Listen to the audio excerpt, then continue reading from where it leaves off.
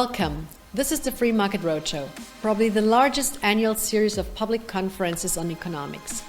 Remarkable experts are discussing the challenges and providing libertarian solutions to today's problems. Organized by the Austrian Economics Center in cooperation with select institutes, universities and think tanks, the Free Market Roadshow tours all over Europe. Hello, my name is Carlos Guimarães Pinto and I'm the Executive Director of Instituto Mais Liberdade. Instituto Mais Liberdade is a recently founded Portuguese think tank which promotes economic, political and individual freedom. Portugal is a country with a deeply rooted socialist political culture. Ideological indoctrination by universities and the media, as well as widespread ignorance of basic economic principles, have enabled the entrenchment of statist ideas across the Portuguese society over the years. This generalized mentality has led to long-standing economic stagnation, corruption, and high levels of outward migration. Therefore, the aim of our think tank is to enhance economic literacy and promote the understanding of how free market economics can lead to increased prosperity and equality of opportunities. Our goal is to equip citizens with better intellectual tools to scrutinize economic policies implemented by the government. We are already one of the largest think tanks in the country with more than 6,000 members and dozens of volunteers and donors. People have loved the idea of a free market think tank, so we are thrilled to be a part of the Free Market Roadshow in 2021 and hope to see you all here in Porto in 2022. See you there.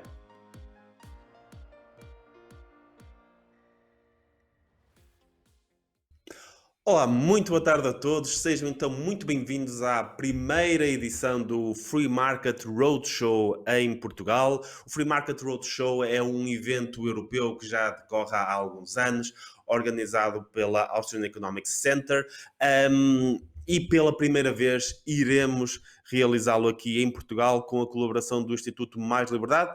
Thank you very much to our friends who are organizing this. Vamos começar este evento com uma ilustre convidada, a Glória Alvarez, que dispensa qualquer tipo de apresentações, uma cientista política baseada na Guatemala. Vamos então, ela vai-nos falar um bocadinho sobre os impactos da regulação, sobre os benefícios e os problemas que temos com a regulação estatal, e depois do discurso dela iremos falar um bocadinho sobre uma parte muito específica da regulação, que é a regulação no acesso a profissões, e vamos já apresentar os nossos convidados para essa discussão. Glória Alvarez. Regulations. A fantastic idea that sounds fair and just for most of the people because they believe that market flaws should be controlled, of course, by the government, who is always in our best interest. Without government regulations, most people believe that the rich will get richer while the poor will get poorer. So in order to dissolve economic inequality, we need regulations. Now, it turns out that recently, most of the people advocating for regulations, either in the United States, Europe, or Latin America, now agree upon the fact that regulations do not end poverty. They are only effective in at least dissipating inequality. And dissipating inequality means making people more equally poor rather than letting people get richer. So, although it sounds like a great idea, regulations have been implemented time after time, and their results turn out to be not as good as expected. Turns out that when regulations are implemented, they distort markets and they create oligarchies, elites who get protected due to these regulations until the point where they don't compete equally, harming others into entering the market. Now, before we go to that, let's understand and remember what Ludwig von Mises said about prices. Prices work like the lights on a street, red, yellow, and green. And these signals, in order to work properly, need to float freely from one end of the society to the other end, from the offer to the demand. In the moment that prices are regulated or controlled, the signal system gets absolutely distorted, and we have no longer a true reference of what is the amount of money that people are willing to pay for a product. Every time that legislators try to mess up the price system, they create a scarcity because they decide by a law or a decree that some product needs to be under its productive line in order to be sold or acquired. And this inevitably creates a scarcity. The same happens with regulations. It is originally a form of protecting the weak against the strong in a market, but in reality, it ends up harming the weak and privileging the people who get a benefit in the short term for this regulation. So in order to understand what happens in regulations when they are actually implemented, let's talk about the 7 principles of sound economic policy by Lawrence Reed from the Foundation of Economic Education, and how he explains that every regulation violates these principles of sound economic policy, ending up in inevitable disaster. So the first principle is that free people are not equal, and equal people are not free. In order for people to thrive as free individuals, inequality must be accepted. Inequality of talents, inequality of interests, inequality of opportunities. It is because we are unequal that we can benefit from trading with each other, and therefore, through the market, with peace and non-violence, try to make our lives better, getting in the market the things that we cannot do by ourselves because we don't have the talents in order to produce all the goods and services that makes our lives better. Now, regulations try to equalize everybody's opportunities in the market, but unfortunately, the result ends up being that just a group of people gets benefited from a small amount of time, whereas the majority of the people get harmed by these regulations. Look, for example, at the regulations that prohibit Latin Americans from trading with the European Union. Regulations in the European Union to wine, cheese, fruits, and vegetables end up producing certain oligarchies inside the European Union trade agreement, and they do not compete effectively with other parts of the world. At the same time, it harms the possibility of producers of fruits and vegetables in Latin America and Africa who could trade, benefiting the European consumer with better products that could be cheaper, but because of regulations, you are stuck with only one kind of product, all in the name of protecting the national industry. In this way, people get equalized with a very mediocre offer of some product, while in the long run, they get harmed by the opportunity cost of not getting other products that could be better and cheaper for them.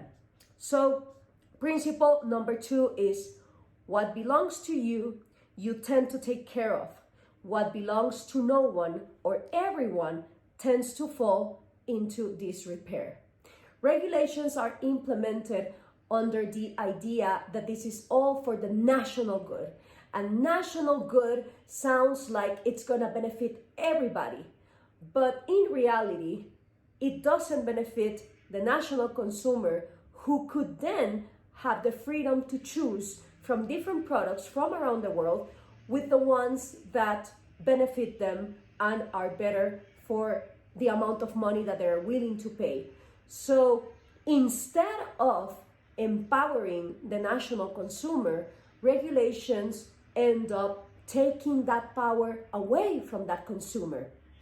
The third principle that crushes with regulations is that sound policy requires that we consider long-run effects and all of the people, not simply short-run effects and a few people. Like Ronald Reagan used to say, there is nothing more permanent than a temporary government regulation.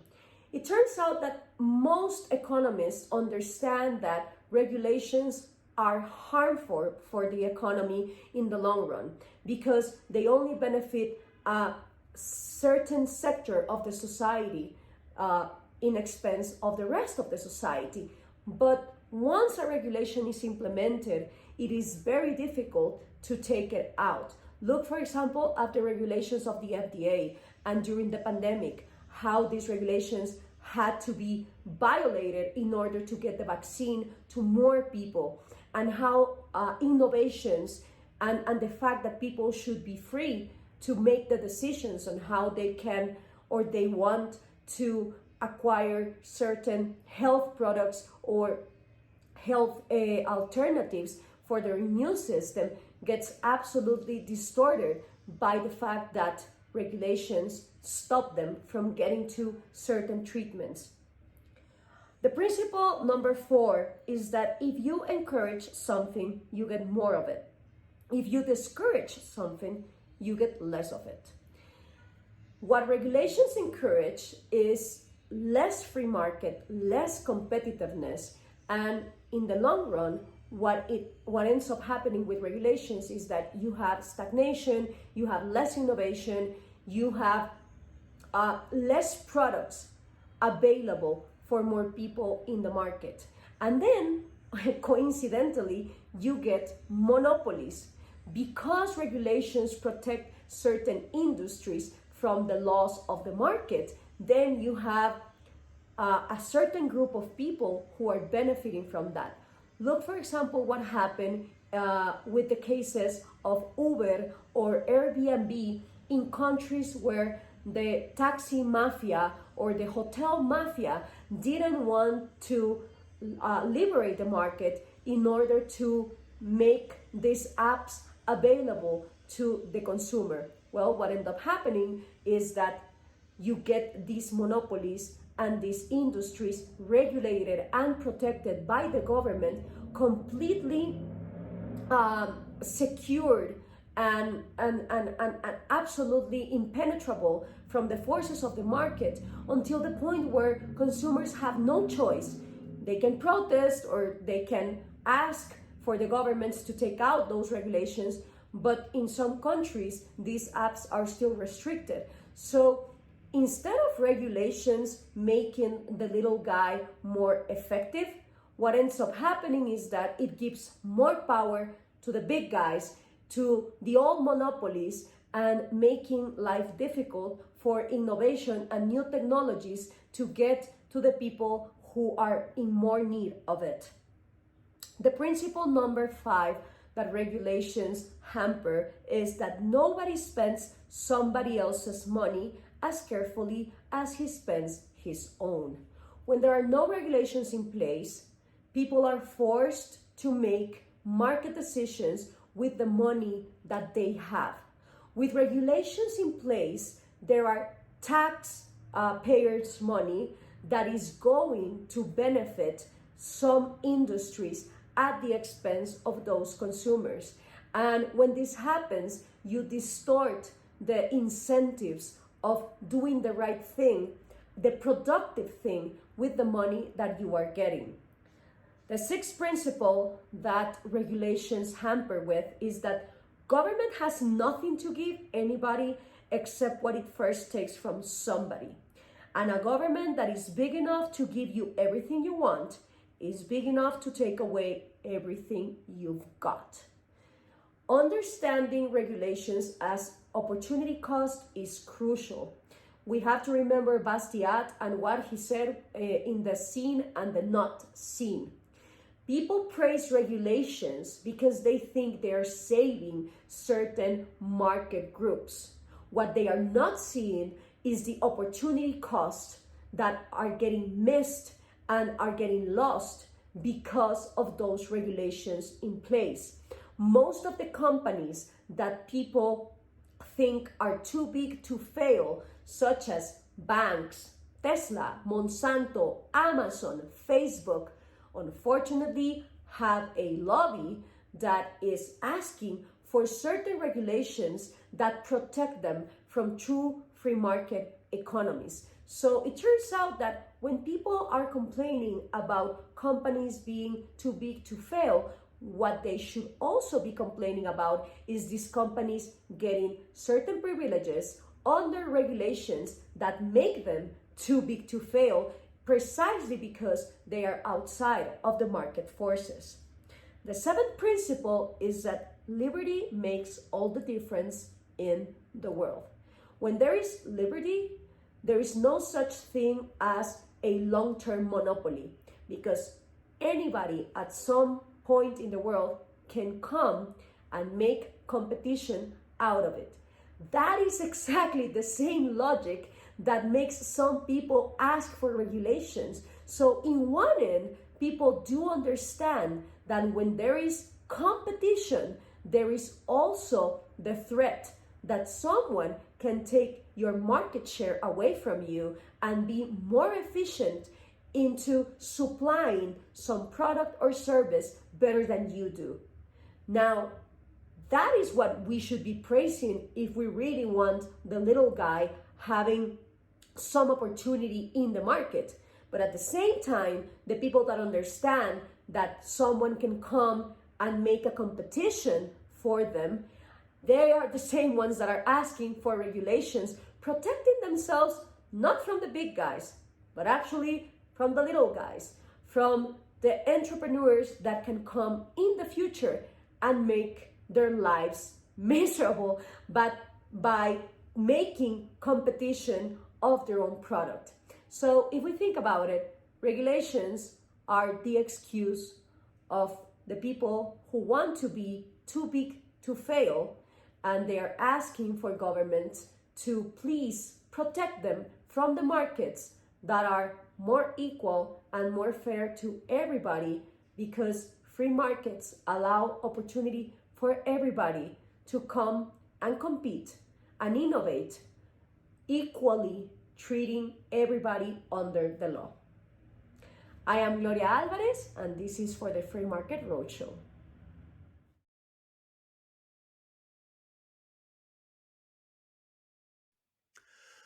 Muito obrigado, Glória, diretamente da cidade do México.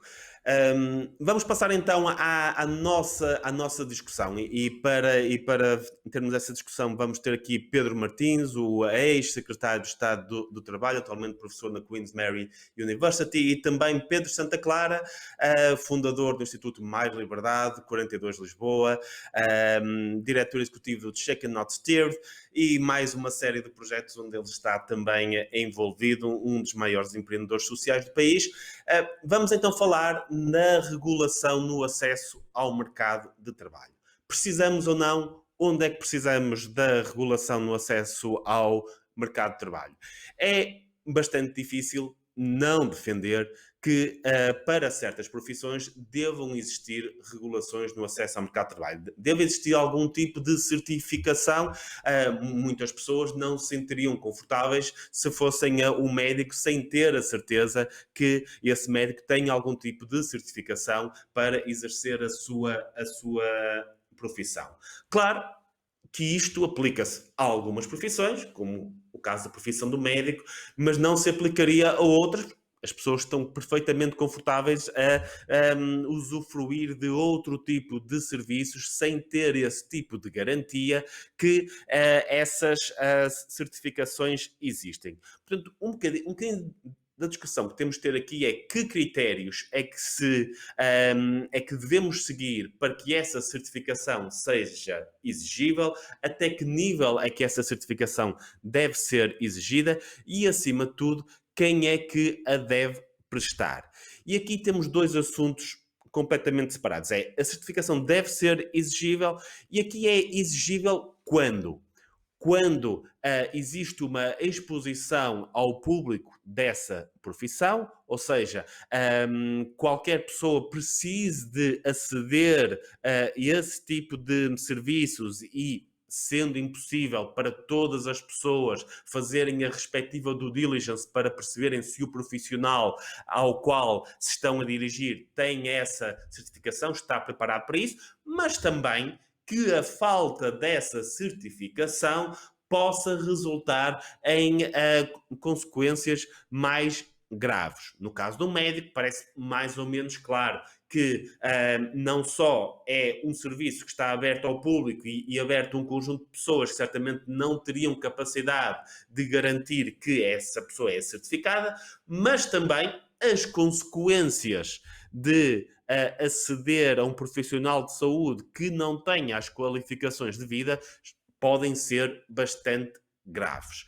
O mesmo não se aplicaria, por exemplo, a um programador informático ou a outro tipo de profissional em que certamente não só quem o contrata normalmente tem a capacidade de tentar testar se ele tem os conhecimentos para prestar esse tipo de serviço, como depois as consequências, apesar de tudo, podem ser graves, mas não são as mesmas de alguém que recorre a um médico para uma cirurgia ou algum tratamento desse tipo. E depois temos uma outra questão que eu lançava também aos convidados, que era a questão de quem é que presta este tipo de certificação. Será que precisamos de uma ordem quando temos cursos que certificam esses profissionais e que são cursos que são aprovados por entidades governamentais? Portanto, porque é que alguém com um curso de economia ou engenharia, cursos que de si já estão certificados, precisa ainda, em cima disso, de uma qualquer pertença a uma ordem ou uma qualquer certificação de uma ordem profissional para exercer a sua profissão? Não estaremos já no âmbito de uma dupla certificação, de uma camada adicional de burocracia para simplesmente exercer uma profissão para a qual é discutível sequer se essa certificação é extraordinariamente exigível para começar. Vou lançar então a discussão aos nossos convidados, começar então por Pedro Martins, ex-secretário de Estado do Emprego e atualmente professor na Queen's Mary University. Pedro. Muito obrigado, Carlos, pelo convite. Tenho muito gosto em participar neste debate. Eu acho que este tema que estamos aqui a discutir é muito importante e tem tido desenvolvimentos importantes também ao nível das novas tecnologias, que acho que criam aqui um contexto diferente em relação ao mercado de trabalho, em particular à regulação das profissões, e um contexto que pede uma nova abordagem a esta temática. Por isso, estarmos aqui a discutir estas questões acho que é extremamente oportuno. Só a título de enquadramento, eu diria que, por exemplo, em termos da literatura económica sobre estas matérias, isto é muito enquadrado em termos de uma tensão entre, por um lado, a questão da liberdade de acesso à profissão, que em Portugal e em muitos outros países até está consagrada em termos constitucionais. O artigo 47 da Constituição indica muito claramente o direito a esta liberdade de acesso à profissão. E, por outro lado, alguma assimetria de informação entre os profissionais, os responsáveis, aqueles que exercem as profissões, e aqueles que utilizam esses mesmos serviços. E em alguns casos, como mencionaste, poderá haver aqui alguma dificuldade em termos de perceber melhor qual é efetivamente a qualidade do serviço que é proporcionado por esses profissionais. Portanto, é essa, penso eu, a grande motivação que tem sido apresentada para se desenvolver a regulação do acesso e do exercício de um conjunto alargado de profissões no mercado de trabalho. E a título de exemplo, as estimativas apontam para que 20 a 25% dos trabalhadores na União Europeia exercem profissões que estão sujeitas à regulação. Portanto, estamos a falar de uma realidade bastante expressiva no contexto europeu, mas aliás também no contexto dos Estados Unidos, que têm um mercado em geral muito mais flexível a vários níveis, mas que também têm aqui algumas questões importantes ao nível da regulação das profissões. Agora, como também indicaste, uma questão que surge é que este propósito inicial de regulação das profissões para assegurar que os serviços prestados têm os níveis de qualidade desejáveis, esta questão facilmente resvala para uma perspectiva de restrição ao acesso à profissão, com objetivos de promoção dos interesses, nomeadamente económicos, daqueles que já estão na própria profissão.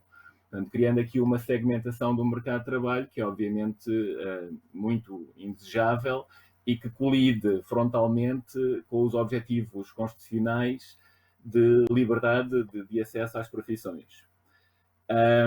Portanto, eu diria que, em termos das tuas perguntas, um aspecto muito importante é precisamente perceber quais são as diferenças entre as profissões ao nível desta questão da assimetria de informação.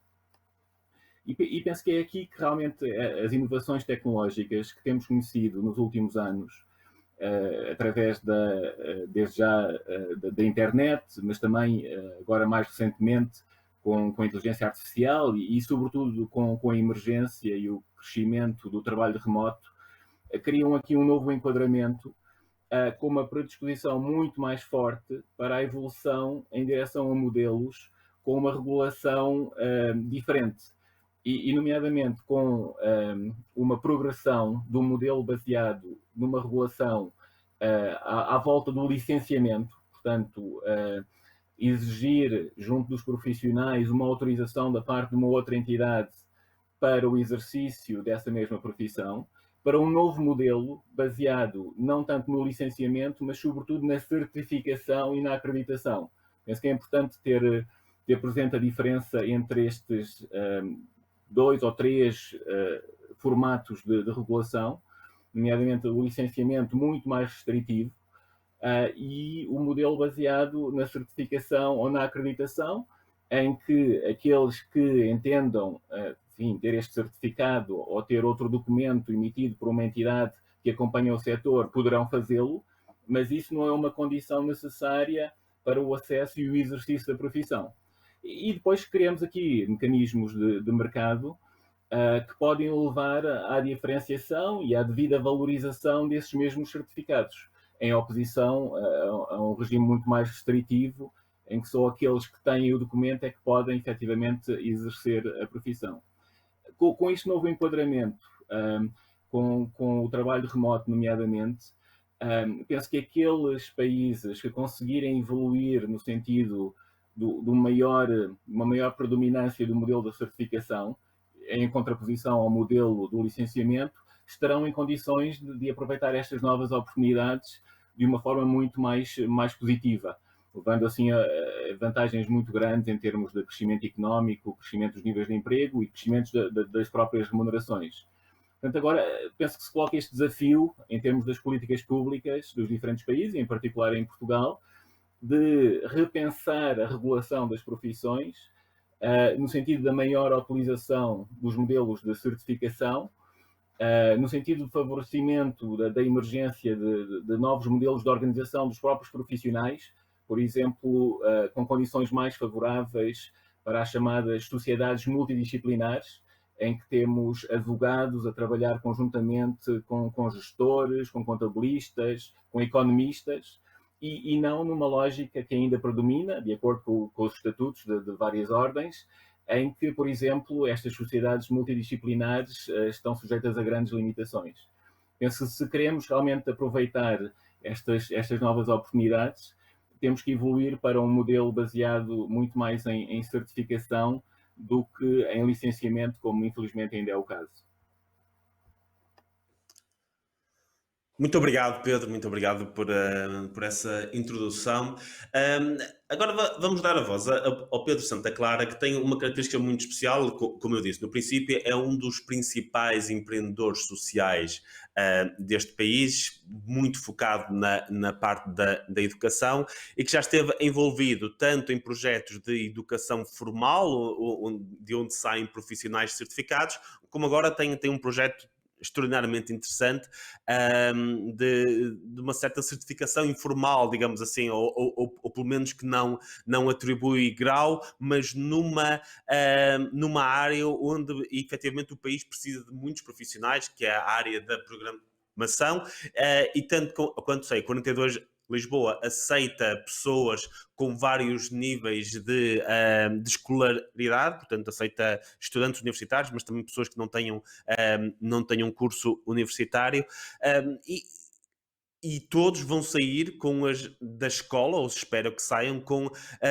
a mesma formação, que não, ao que sei, não dá grau, não entrarão em nenhuma ordem, mas certamente serão muito úteis às empresas que os vierem a empregar. Pedro, vou deixar então para apresentar um bocadinho também esse projeto que tens e ouvir então a tua opinião sobre esta necessidade das certificações profissionais por parte de ordens ou outras organizações profissionais. Pedro. Obrigado, Carlos, e obrigado pelo convite. Este é um tema que me é caro e deixa-me até começar por uma anedota pessoal que tem a ver com tudo isto. Eu doutorei-me no INSEAD, depois fui professor na Universidade da Califórnia em Los Angeles durante 12 anos e depois voltei para a Nova. E quando voltei, tive que ter o meu doutoramento reconhecido em Portugal por um júri que teve que avaliar a minha tese e dizer se era admissível como qualificação para eu poder ser professor. E isto é particularmente ridículo, primeiro porque o INSEAD é a escola número 1 do ranking do Financial Times em Economia e Gestão, e porque eu já era professor catedrático em UCLA antes de vir. E portanto, quer dizer, tudo isto aconteceu com grande simpatia, mas é absolutamente ridículo que haja um júri de professores portugueses a priori menos qualificados do que eu a ter que me dar um carimbo de acesso à profissão em Portugal. E eu acho que isto tem um custo muito grande, que é um custo invisível, porque quando o governo regula mercados e firmas, o custo disso não aparece no orçamento do Estado. Mas existe um custo grande que, por um lado, é suportado pelos consumidores dos produtos das empresas que sofrem estas restrições, mas, sobretudo, por todos os potenciais trabalhadores nessa profissão que não têm acesso e que, portanto, ficam no desemprego. E há inúmeros estudos que mostram isto em todo o tipo de profissões. Por exemplo, é engraçado, a Alemanha fez uma grande onda de desregulação de profissões no princípio do princípio deste século, e descobriram que num espaço de 5 anos o número de novos profissionais nessas profissões desreguladas dobrou. Mas toda a gente tem imediata noção de que se nós permitirmos que os supermercados vendam medicamentos, temos um aumento muito grande da concorrência, vamos ter menos preços mais baixos e, em última análise, estou convencido que vai haver muito mais procura para farmacêuticos, porque vai haver muito mais empresas envolvidas no comércio deste tipo de produtos. Portanto, o ponto, sobretudo, que eu queria deixar muito claro é este, que a regulação é uma atividade com um custo potencialmente muito grande, mas muito difícil de medir, é aqui um custo invisível de atividades económicas que poderiam acontecer, mas não acontecem. E, portanto, por definição, quase impossível de medir, mas temos claramente a noção de que esse custo pode ser muito grande. O exemplo que tu deste, e se houvesse uma ordem para engenheiros de software, ou se, e o caso da 42, porque é que nós não procuramos ter aqui uma acreditação oficial, é extraordinariamente importante e mostra os limites desta abordagem. De resto, quer dizer, eu sou professor de Economia originalmente, e teoricamente em Portugal não posso escrever um artigo no jornal e assinar como economista. Digo teoricamente porque eu vou continuar a fazê-lo e estou à espera que alguém algum dia me venha aprender, mas acho isto só absurdo e tonto que nós aceitemos viver numa sociedade assim.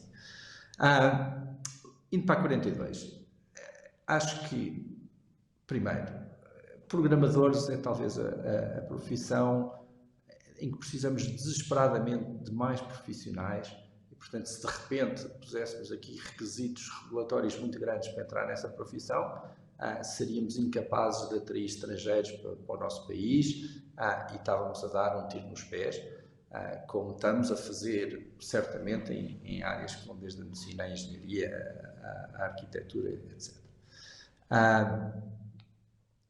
De facto, nós vemos que, por exemplo, empresas como a Google e a Amazon recentemente deixaram de exigir um curso universitário para quem recrutam, porque finalmente descobriram que há imensa gente muito qualificada como programador que não teve na universidade, mas que eles querem recrutar porque são técnicos muito competentes.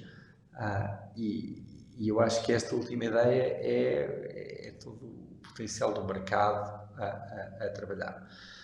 Nós na 42 temos uma escola diferente, uma escola que tem o seu próprio processo de admissão, que passa por testes online, passa por um bootcamp de um mês, em que os alunos, muito intensivo, em que os alunos experimentam o funcionamento da escola, e depois é uma escola em que não há aulas, em que se aprende presencialmente com base numa sucessão de desafios e colaboração entre os pares. Uma escola que hoje em dia tem 12 mil alunos pelo mundo, que tem sido um sucesso extraordinário, aparece em vários rankings como uma das melhores escolas de programação do mundo, mas que não quer ser acreditada em país nenhum. E aqui voltamos um bocadinho ao exemplo do INSEAD, em que eu estudei, que não é, nem nunca foi uma escola reconhecida em França. Existe em Fontainebleau, o mercado reconhece os profissionais que saem dessa escola e isso basta. Na 42 temos exatamente a mesma ideia. Acreditamos que estamos a produzir pessoas extraordinariamente bem preparadas para trabalhar nas empresas, que as empresas reconhecem isto e desde logo esta escola, que é gratuita para os alunos, foi financiada por uma série de mecenas que apostaram neste modelo de educação e, portanto, a priori reconhecem o valor da escola.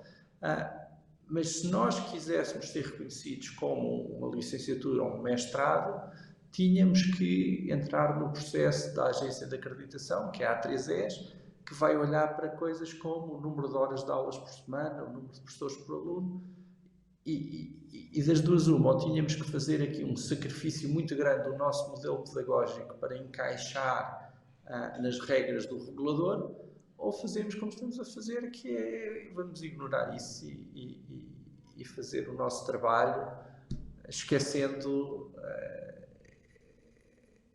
qualquer validade de querer ser uma licenciatura ou não, até porque, sinceramente, acho que progressivamente as empresas vão olhar cada vez menos para isso, porque elas próprias dispõem de tecnologia, de plataformas de recrutamento que são capazes de fazer o assessment das reais qualificações das pessoas e precisam cada vez menos do carimbo de certificação das universidades ou outras entidades, ou ordens, ou seja o que for.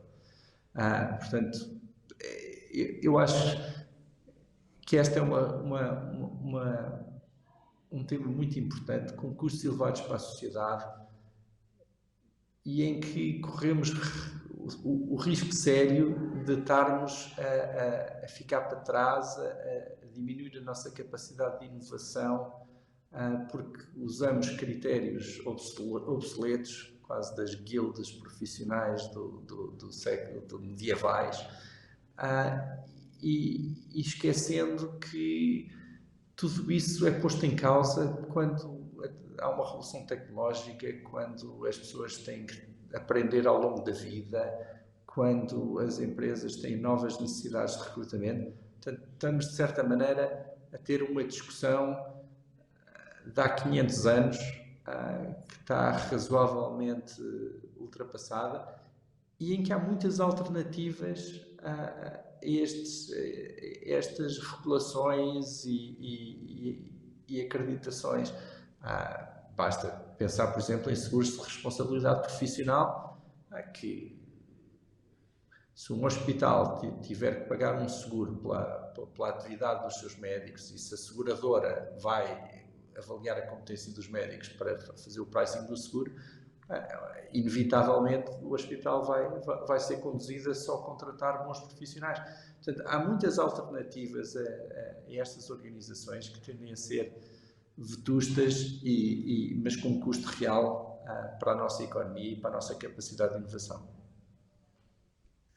Sim, acho que um dos pontos que levantaram aqui, talvez seja até o mais importante, é que cada vez mais estas organizações se comportam mais como...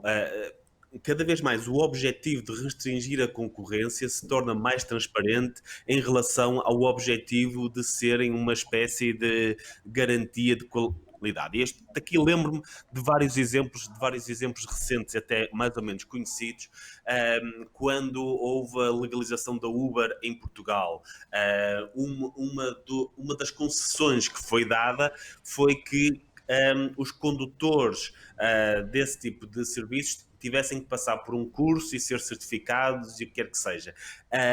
E hoje em dia, honestamente, quem anda de Uber e fala com os motoristas sabe que eles são exatamente os mesmos que estavam antes, que até concordam com isso, porque é uma forma de impedir que tenham mais concorrentes, e que aquele curso que fazem não serve para absolutamente nada, não aprendem nada ali, é só... E na altura foi muito dito pelas associações de taxistas, nós tivemos uma série de obstáculos para entrar nesta profissão, porque é que eles não devem ter, porque é que qualquer pessoa deve poder conduzir um automóvel. E a verdade é que isso mudou, porque antes tínhamos um conjunto de pessoas que ficavam desempregadas e tinham um carro, e durante aquele período entre um emprego e outro podiam ter ali aquele tipo de trabalho para ir ganhando a vida, não é? E até encontrarem outro emprego, que agora já não podem fazer isso, não porque sejam melhores a conduzir depois de fazer aquele curso, mas porque foi imposta aquela restrição que tanto agradou a taxistas como agradou aos atuais condutores de Uber, que foi uma forma de restringir a concorrência. A mesma coisa com a Ordem dos Médicos. A forma como a Ordem dos Médicos, por exemplo, se vai opondo ao alargamento do número de vagas para entrar em cursos de medicina. A forma como vão se opondo, por exemplo, ao novo curso de medicina que foi agora inaugurado na Católica. Os argumentos raramente são de qualidade nessa formação. São sempre no sentido, se calhar já temos médicos a mais, se calhar depois não conseguem aceder à especialidade, se calhar tem isto. Já é mais de uma questão mesmo de restrição de acesso à profissão. E aqui tem que trazer o último exemplo, para mim é o mais claro, que é o exemplo dos treinadores de futebol. Pode parecer um exemplo mais humorístico do que outra coisa, mas a verdade é que passamos anos em que tivemos grandes treinadores de futebol que não fizeram aquele curso, que até acredito que ensine muita coisa, principalmente a quem não percebe nada de futebol, e eu certamente, se fosse para treinador de futebol, aquele curso dar-me-ia imenso jeito. Agora, termos pessoas que jogaram futebol durante muito tempo, que demonstraram saber treinar equipas de futebol em escalões inferiores e de repente não podem ser treinadores de futebol em escalões superiores apenas porque não têm um papelinho qualquer que lhes seria dado por treinadores menos qualificados do que eles ou com menos com características menos apropriadas, parece-me claramente uma questão ridícula. Nós olhamos para a Associação Nacional de Treinadores de Futebol, aquelas pessoas que dizem que o treinador campeão nacional não é suficientemente qualificado para treinar uma equipa profissional, e aquilo é apenas ridículo. E é apenas ridículo porque quando vemos aquilo não presenciamos nenhum tipo de assimetria de informação. Toda a gente sabe que o Rubem Amorim, os jogadores sabem, portanto, os jogadores que podiam ser os primeiros prejudicados se houvesse ali algum problema, eles sabem que ele não é qualificado. Os adeptos sabem que ele não é qualificado, que não tenha aquele curso. Os dirigentes sabem que ele não tem aquele curso. A simetria de informação, zero, não existe neste caso. As consequências, o pior que podia acontecer ao Sporting era não ganhar o campeonato, algo que não aconteceu, portanto as consequências até nem são particularmente graves, que o Sporting até não está particularmente habituado a ganhar muitos campeonatos, portanto não havia consequências muito graves, não existia assimetria de informação, portanto aquele obstáculo adicional pelo qual a Associação Nacional de Treinadores tanto lutou, acho que ainda tem um caso nos tribunais desportivos contra o Rubem Amorim, é o caso mais evidente de restrição da concorrência. E esta restrição de concorrência vai para além do mercado nacional, porque nós hoje temos um mercado único europeu em que se transacionam de forma livre bens, mas em que a transação de serviços tem claros obstáculos devido precisamente a este tipo de qualificações, devido precisamente a este tipo de certificações que são exigidas. Eu não conheço a lei em detalhe, mas há casos de, sei lá, nós podemos comprar um produto que tenha sido produzido ou desenhado por engenheiros romenos, mas não podemos contratar esses engenheiros romenos sem antes passarem por um processo de certificação. Tenho certeza que o Pedro Martins sabe um bocadinho mais disto, mas é cada vez mais transparente isto, este tipo de exigências, mais como uma forma de limitar a concorrência do que propriamente uma forma de aumentar a qualidade dos serviços prestados? Eu acho que este ponto é extremamente importante, porque efetivamente com estas novas tecnologias passa a ser cada vez mais possível produzir um serviço num país com um enquadramento mais flexível em termos da regulação das profissões e vendê-lo em outros países. Portanto, aqueles países que continuarem a manter um enquadramento mais restritivo, sujeitando o acesso e o exercício das profissões de um conjunto de requisitos desproporcionados, vão inevitavelmente ficar para trás.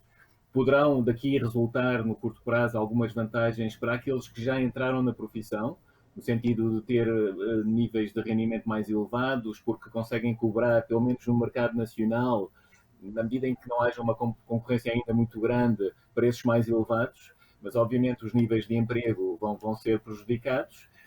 E, aliás, também, no sentido contrário desta ideia da assimetria de informação, há até alguns estudos que indicam que a própria qualidade dos serviços não é de forma alguma beneficiada com estas restrições e, eventualmente, até é prejudicada, possivelmente pela vertente da falta de concorrência que leva ao menor desenvolvimento de soluções mais inovadoras, fazendo com que a qualidade dos serviços, ao contrário dos argumentos da assimetria de informação, acabem por ser prejudicadas. Portanto, acho que realmente está-se aqui a criar talvez uma situação em que alguns países vão perceber este enquadramento, vão ter capacidade de reagir neste novo contexto, vão modernizar o acesso às profissões e vão retirar daqui vantagens muito apreciáveis, e outros vão ficar, se calhar, mais presos a interesses específicos, que obviamente em termos de economia política, digamos assim, podem ser muito relevantes, e este é um processo que não podemos ignorar. Se queremos realmente implementar mudanças palpáveis, temos que ter em conta os constrangimentos de cariz políticos, não é? Portanto, estamos a falar de interesses muito específicos, bem organizados, por vezes estruturados à volta das ordens profissionais, e nessa medida podem constituir-se em grupos de oposição a esta modernização que acabam por inviabilizar reformas no sentido desejável. E é daqui também, se calhar, que resultam alguns compromissos, nomeadamente esta questão da formação, como por exemplo no caso dos condutores Uber.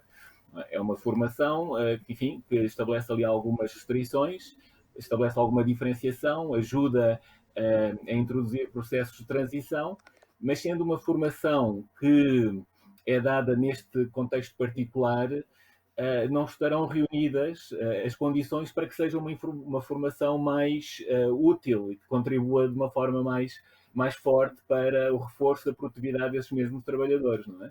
Isto em oposição a uma formação enfim, que esteja sujeita às regras do mercado, em que haja uma procura mais genuína, no sentido de aumentar efetivamente a produtividade e não apenas preencher um dos requisitos para o acesso à formação, não é? Portanto, o contexto em que a formação é proporcionada pode ter um impacto enorme em termos da qualidade dessa mesma formação e infelizmente vemos aqui muitos casos em que a formação aparece ligada ao preenchimento de requisitos e não propriamente no sentido de uma necessidade endógena por parte das organizações de investir nessa mesma formação.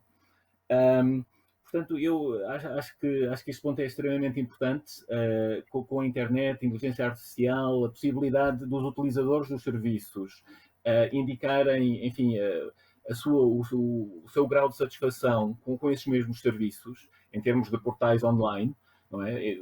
Criando aqui uma massa enorme de informação que depois pode ser processada e analisada de maneira transparente, de forma a que utilizadores futuros possam também já saber que tipo de perfil é que cada utilizador ou cada profissional tem.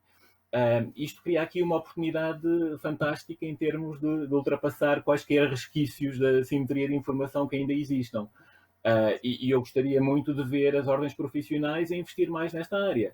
Portanto, criações de portais em que estão listados os diferentes profissionais do setor, num quadro de um regime de licenciamento ou, desejavelmente, de certificação, em que os utilizadores dos serviços proporcionam informação sobre esses profissionais, criando aqui mecanismos de melhor conhecimento do valor acrescentado que eles podem trazer às empresas e às pessoas em geral. Portanto, um sistema baseado na certificação também cria incentivos para que estas entidades intermediárias, digamos assim, possam fazer um trabalho mais produtivo, mais construtivo, não é?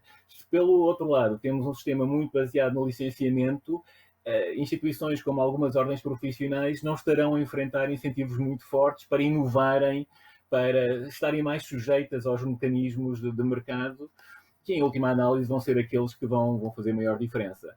Portanto, por um lado, acho que aqui há oportunidades fantásticas para modernizar o setor. Por outro lado, tenho receio que alguns países fiquem ainda mais para trás nesta área, o que pode ter consequências muito negativas no futuro. Eu confesso que uma das... Sim, força Pedro, desculpa. Não, ia só acrescentar, porque eu acho que estamos aqui, só para reforçar a ideia, que eu acho que estamos mesmo a discutir temas do passado que ignoram concorrência internacional e inovação tecnológica. Nós não vivemos em autarcia e temos, exatamente como o Pedro dizia, uma revolução tecnológica em curso. E quando, imagina, nós temos dois arquitetos que ganharam o prémio Pritzker. Quando o Cisa Vieira faz um projeto na China e fala-os por todo o mundo, é óbvio que não está a cumprir as regulações locais. Aquilo que ele vai encontrar é um arquiteto chinês qualquer que lhe vai assinar o projeto que está inscrito na ordem, ou seja o que for, ou quando um grande arquiteto internacional faz um projeto aqui, vai fazer o mesmo. Portanto, desculpem, mas na verdade é tudo treta. E quando queremos dar formação aos condutores da Waze, da Uber, desculpem lá, os condutores da Uber andam todos com o Waze. Eu próprio sou capaz de conduzir um táxi em Londres sem ter que fazer o exame célebre dos taxistas londrinos. E o Pedro estava a dar um ponto muito importante, que é: existem uma série de mecanismos alternativos a este tipo de certificação, que é os ratings dos utilizadores do Airbnb ou da Uber, ou seja o que for. É uma informação muito mais sólida do que qualquer diploma dado por uma instituição de acreditação. Como eu digo, os seguros de responsabilidade profissional vão ter um preço que varia com a qualidade do profissional e, portanto, até pode haver assimetria de informação entre o profissional e o cliente, mas se a seguradora faz o preço de acordo com a avaliação do profissional, serve de monitor, presta este serviço de monitorização indiretamente. E reforçando ainda mais isto, quer dizer, nós hoje em dia já temos robôs que podem escrever contratos. Como é que é? Também têm que ser licenciados em Direito e estar inscritos na ordem dos advogados. Portanto, Carlos, nós em tempos falámos, eu estou a sair desta conversa com uma vontade muito grande e se calhar desafio-vos aos dois.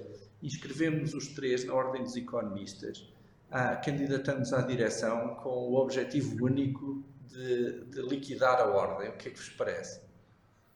Vamos a isso. Não sei se o Pedro Martins já está inscrito.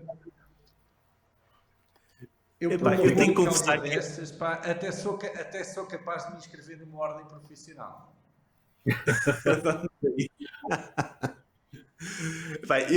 Eu confesso que com a Ordem dos Economistas irrita-me particularmente, porque sendo economistas, ainda para mais certificados duplamente pela Ordem dos Economistas, devem perceber melhor do que ninguém os efeitos que a restrição no acesso ao mercado de trabalho tem, não é? É que na Ordem dos Médicos e dos Engenheiros e não sei o quê, eu até entendo porque obviamente não tenho informação que lhes permite perceber este tipo de dinâmicas.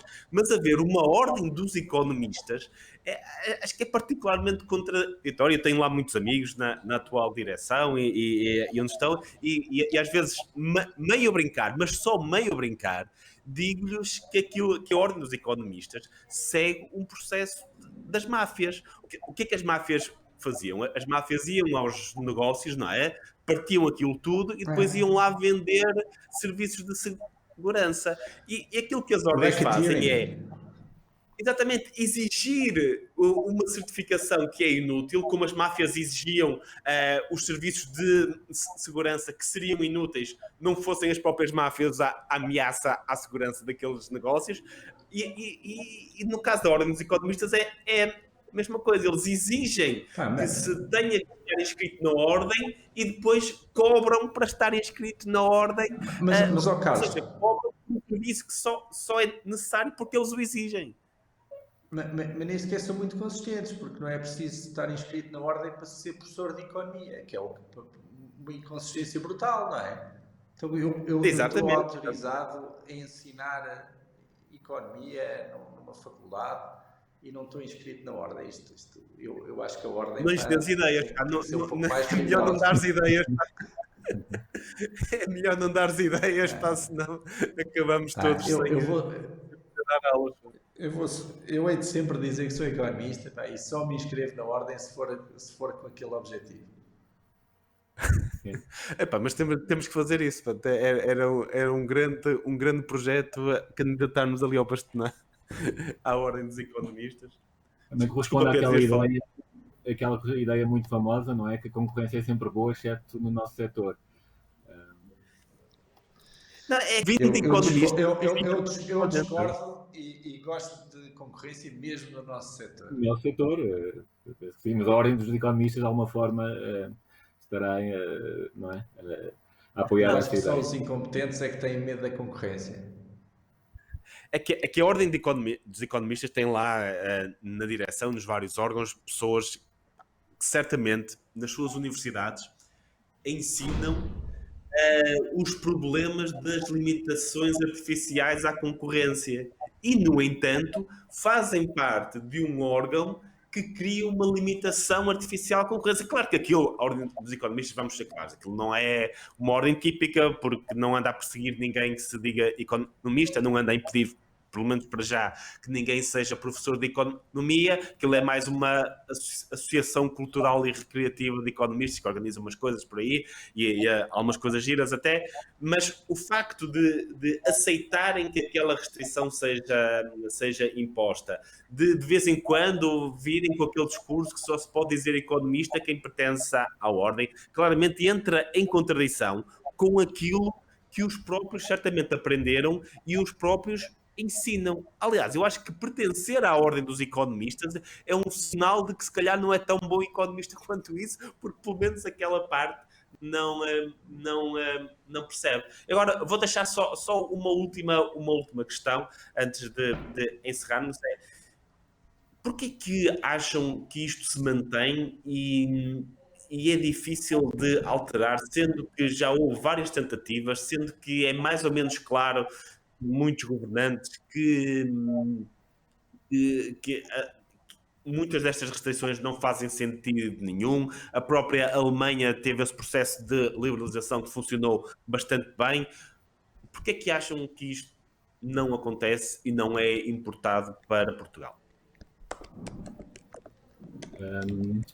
Eu diria que a principal explicação é o facto, até suportado empiricamente em vários estudos, que indica que quem está numa profissão licenciada, uma profissão sujeita a autorizações por parte de uma ordem profissional ou de outro tipo, tende a ter remunerações mais elevadas do que aqueles que estão em profissões que não sujeitas a estas restrições. Portanto, há aqui vantagens claras para quem está dentro destas profissões em relação àqueles que estão fora e àqueles que estão em profissões sujeitas a maior concorrência.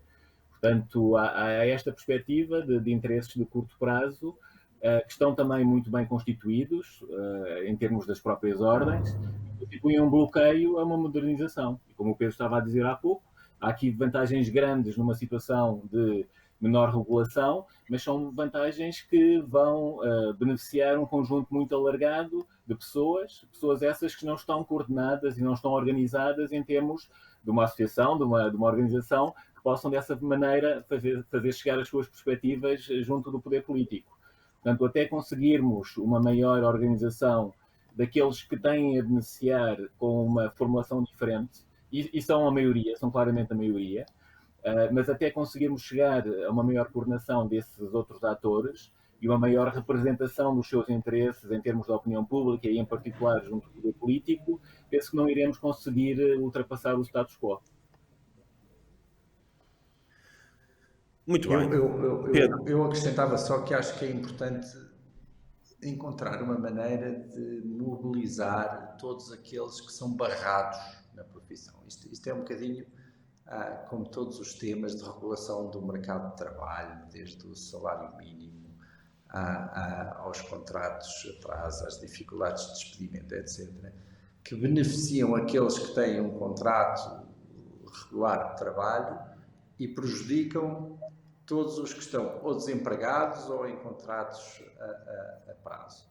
Mas este segundo grupo tipicamente é desorganizado. Não há um sindicato dos desempregados, não há um sindicato dos trabalhadores a prazo.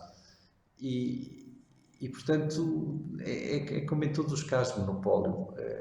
Manter uma ordem tem benefícios claros e visíveis para um grupo concentrado de pessoas, e os custos são difíceis de medir e são diluídos entre uma grande massa de pessoas que são excluídas, que pagam preços mais altos pelos serviços ou pelos produtos. E em última análise, é por isto que temos um governo, para ultrapassar este tipo de gangsters, como tu dizias, Carlos. Muito obrigado, acho que isto é uma boa forma de encerrarmos esta discussão. Muito obrigado, Pedro Martins, muito obrigado Pedro Santa Clara pelo vosso contributo para esta discussão. Hoje, de certa forma, fizeram um pouco de história porque este foi o primeiro evento do Free Market Roadshow em Portugal, ainda não presencialmente em Portugal. Esperemos que no próximo ano voltemos a fazer história e seja já presencialmente em Portugal. Este ano e em anos anteriores também, o Free Market Roadshow esteve, e estou aqui a ver, na Áustria, Sérvia, Geórgia, Suíça, Estónia, Suécia, Áustria, Polónia, Espanha, Ucrânia, Itália, Espanha, Alemanha.